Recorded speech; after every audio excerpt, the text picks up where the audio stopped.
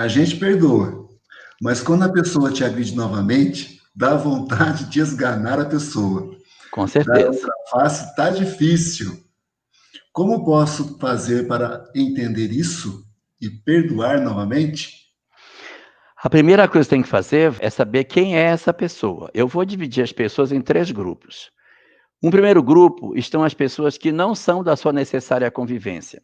É o vizinho do prédio, é uma prima que você tem, é um colega de trabalho, uma pessoa que cruza a sua vida, mas ela não necessariamente faz parte da sua história cotidiana.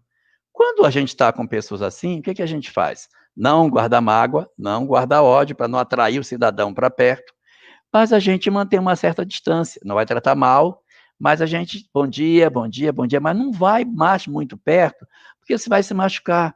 Se você tem uma pessoa no seu ambiente de trabalho que toda vez que você chega e diz, nossa, mas você é ridícula, hein? Olha o cabelo, você está acabada, minha filha. Você está morta. Se fosse você, eu comprava um caixão e me jogava dentro. Então, se você tem uma pessoa que só diminui, só põe você para baixo, por que você vai ficar? Não, tem que perdoar, e aí não adianta. Então, esse primeiro grupo de pessoas que são pessoas que só fazem nos machucar, né, que o povo tem agora gosta de chamar de pessoas tóxicas. Se é uma pessoa dessa natureza, que tem uma característica desse tipo, o ideal é a gente manter a distância. Tocar nossa vida, não há necessidade de você conviver com esse indivíduo. Classe número 2 de pessoas são aqueles que vivem conosco, fazem parte da nossa história. Não dá para dizer, isso aqui não tem como, porque a pessoa mora conosco. Mas são pessoas que não necessariamente nós temos a obrigação de conviver com elas até o fim da nossa existência. Não somos obrigados a viver com as pessoas até o fim da nossa. Não, agora vai ser até o final. Não, a gente vai conviver com as pessoas enquanto a gente achar que isso é conveniente. Então, se a pessoa nos agride, nos ofende, partiu até, acabou o respeito, a gente convive com pessoas que só fazem nos ofender, humilhar e nos fazem muito mal, a gente precisa rever essa relação, se ela deve continuar ou não. Só cada um de nós é que deve saber se fica ou não numa relação que tem essas características.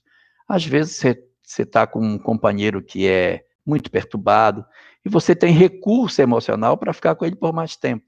Se você tem, se acha que isso é o melhor para você, se você se sente mais incomodada em sair do que ficar na relação, então fique. Mas se você tem essa sensação de que o outro não lhe ajuda emocionalmente, ao contrário, o outro lhe diminui, lhe destrói, lhe humilha, acaba com a sua vida, então a gente começa a pensar na possibilidade de que essa relação não está sendo boa.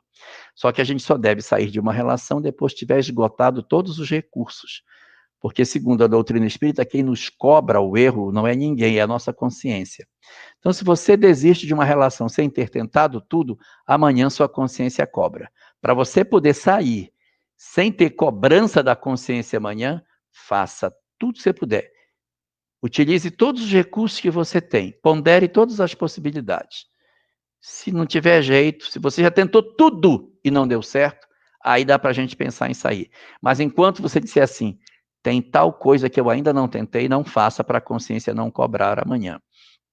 Eu lhe recomendo ler a questão 940 do Livro dos Espíritos, que fala sobre as uniões antipáticas, em que os espíritos nos asseveram que não é necessário que a gente se coloque nessa condição de tanto sofrimento com relação a conviver com pessoas que nos fazem tanto mal. E a leitura do capítulo do Evangelho segundo o Espiritismo chamado Não Separeis o que Deus juntou, que é um capítulo do Evangelho segundo o Espiritismo que trata especificamente dessa questão. É um capítulo, inclusive, que só Kardec escreve, não tem instrução dos espíritos. Os espíritos não deram mensagem sobre esse assunto. Mas Kardec faz algumas observações bem interessantes sobre essas relações. E o terceiro tipo de relação são aqueles que são de laços de sangue.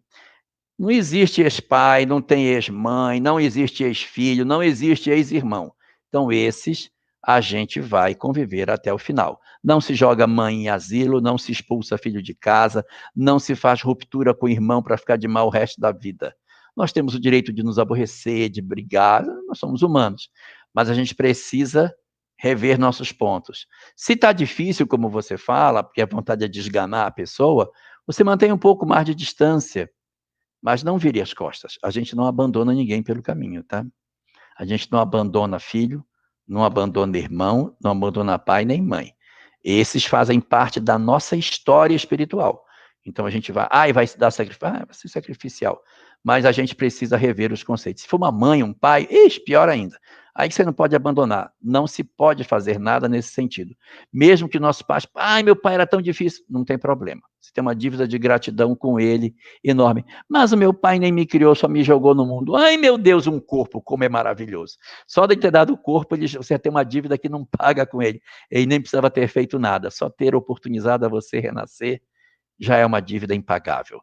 Então, para filhos, irmãos, pai e mãe, não tem escapatória. A gente vai tentar trabalhar o máximo que a gente puder.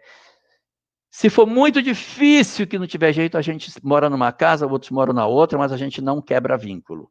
Mantém até o final. Então pense aonde está colocada a pessoa que você quer esganar para tomar a decisão mais acertada com relação a cada um desses casos.